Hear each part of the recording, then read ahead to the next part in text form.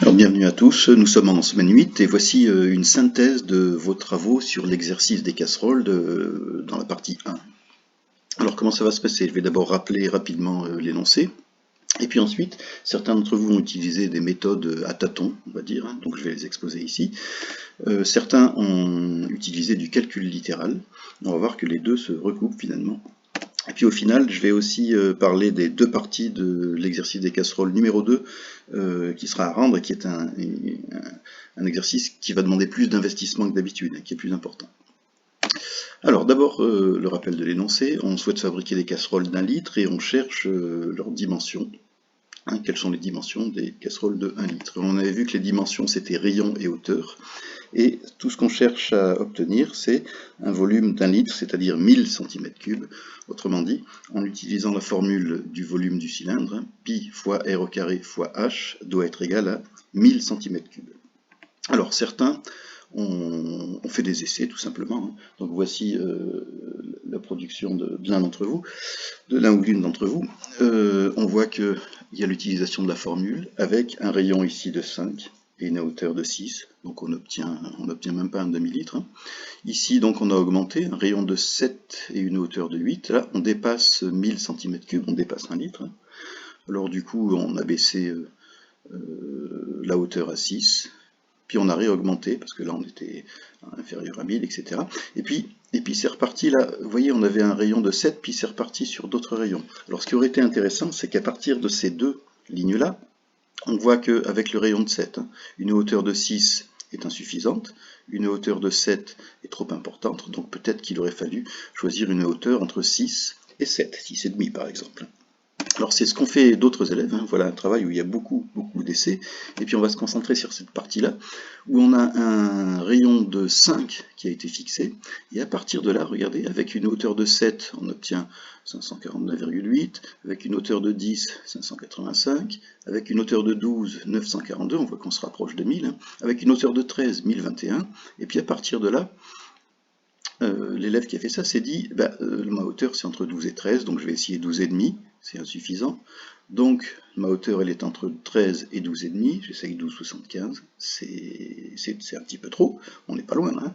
Donc on va essayer 12,70, c'est pas assez. Et la conclusion c'est que pour un rayon de 5 cm, la hauteur, elle doit être comprise entre 12,5 et 12,75. On verra à la toute fin que certains ont trouvé une valeur exacte, en particulier de cette hauteur. Le calcul littéral. Alors pour le calcul littéral, on part de la formule pi r2h, pi fois r2 fois h égale 1000 cm3. Et voilà un élève qui a fixé son rayon à 8, rayon de casserole 8, et puis qui a essayé de chercher une hauteur en résolvant une équation. Donc pi 3,14, c'est une valeur approchée. Donc on obtient 200,96 fois h égale 1000, on résout l'équation, on obtient une hauteur de 4,98. Alors l'élève qui a fait ça, c'est très bien, ça marche. Il écrit que quand on fait 3,14 fois 8 au carré fois 4,98, ça fait 1000, mais en fait ça fait pas tout à fait 1000. Puis on a aussi le problème du 3,14 qui est une valeur approchée de pi évidemment. On parlera des valeurs exactes un peu plus loin. Alors certains ont fait... on trouvait plusieurs couples de dimensions possibles. À partir de la formule, donc pi fois r au carré fois h égale 1000, on en déduit que h égale 1000 sur pi fois r au carré. Ça veut dire qu'à partir de cette formule-là, on a exprimé h en fonction de r. Donc à partir de cette formule-là, il suffit de choisir différents rayons pour obtenir différentes hauteurs. Par exemple, avec un rayon de 6, on obtient une hauteur de 8,84, valeur arrondie. Avec un rayon de 8, on va obtenir une hauteur de 4,97. On voit que quand on augmente le rayon, finalement, on diminue la hauteur. Bon, voici 4 casseroles possibles, avec des rayons et des hauteurs différentes, mais elles font toutes 1 litre. Au niveau du calcul littéral, certains ont trouvé une autre formule. Regardez, par rapport à la formule de base, pi r2 fois h égale 1000, on peut en déduire que R2 fois H égale 1000 sur pi. D'accord? Je résous l'équation, je fais passer le pi de l'autre côté, je divise par pi.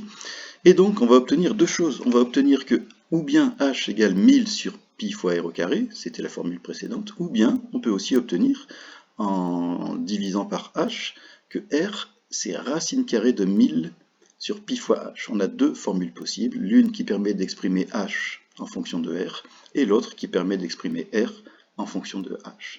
Et en fait, ces deux formules-là permettent d'obtenir toutes les dimensions possibles. C'était la question de l'énoncé. En prenant, je reviens ici, en prenant cette formule h, là, et en prenant r égale 5, je crois que c'est ça, oui, r égale 5, qu'est-ce qui se passe avec cette formule-là, avec r égale 5? 5 au carré, ça fait 25, et 1000 divisé par 25, ça fait 40. Ça veut dire que si je prends r égale 5, j'obtiens une valeur exacte de la hauteur qui est 40 sur pi. Et regardez, 40 sur pi, ça fait 12,73. Vous vous rappelez ce qu'avait fait la deuxième élève? Les dimensions possibles doivent se trouver entre un rayon de 5 cm, donc pour un rayon de 5 cm, on a une hauteur qui est comprise entre 12,5 et 12,75. Et bien voilà, on a une valeur qui est un petit peu plus précise. Vous voyez que le calcul littéral, il permet vraiment à la fois d'accélérer les choses, de trouver plein de dimensions possibles, mais aussi d'obtenir des valeurs exactes. Concernant l'exercice de la casserole numéro 2, qui est à rendre et qui est un travail plus important, je veux simplement dire qu'il y a deux parties. La partie 1, c'est le bilan de ce que je viens d'expliquer. Vous allez devoir montrer que vous avez compris ces histoires de formules, montrer que vous avez compris comment on calcule le volume connaissant le rayon et la hauteur, et puis vous allez voir qu'il y a aussi des questions concernant les valeurs exactes, parce que on va essayer de faire la différence entre valeurs arrondies et valeurs exactes. Mais vraiment, cette partie bilan pourra montrer que vous avez compris tout ce qui est dit dans cette vidéo. La deuxième partie, c'est une nouvelle recherche, une recherche d'optimisation. Qu'est-ce qu'on dit? On dit que toutes les casseroles, elles ont en commun de faire toutes 1 litre. D'accord? Est-ce que, lors de leur fabrication, ces casseroles nécessitent toutes la même quantité de métal? C'est ça la question. Eh ben, on va s'intéresser à cette question en partant sur les variations de l'air, paroi plus fond, de chacune des casseroles. Vous voyez que là j'ai le fond de la casserole, et puis là j'ai la paroi latérale. Ça c'est un patron d'une casserole finalement. Alors, dans la première question, on va vous demander de revenir sur les 4 casseroles de la partie 1, c'est-à-dire celle-ci, 1, 2, 3, 4, les 4 casseroles de la partie 1, et à partir de ces dimensions, de trouver si toutes nécessitent la même quantité de matière. D'accord? En calculant l'air des patrons correspondants. La question 2 est un petit peu délicate, c'est une question de calcul littéral. Vous allez devoir montrer qu'en fonction de R, l'air total s'exprime par pi fois R au carré plus 2000 sur R. C'est possible que vous n'y arrivez pas sur cette question parce qu'elle n'est pas évidente, mais vous pouvez quand même faire la question 3 parce que vous allez utiliser votre calculatrice en mode graphique pour établir la courbe représentative de cette fonction-là. D'accord? À partir de la courbe, vous en dessinez l'allure sur votre copie, d'accord, en dessinant un repère, en faisant ça soigneusement. Et puis, vous allez pouvoir en déduire un tableau de variation sur 0 plus l'infini, puisque notre rayon est positif. Et puis, à partir de là, en observant le graphique, vous allez pouvoir, le graphique et le tableau de variation, vous allez pouvoir en déduire les dimensions de la casserole qui nécessitent le moins de matière possible.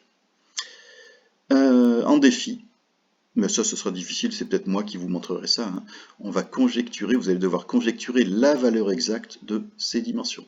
Voilà, je vous souhaite bon courage. S'il y a des questions, ça sera en audioconférence mercredi matin, je vous rappellerai l'heure, non l'heure a priori c'est de 10h à 11h, mais je vous enverrai un message pour ça. Voilà, bon travail.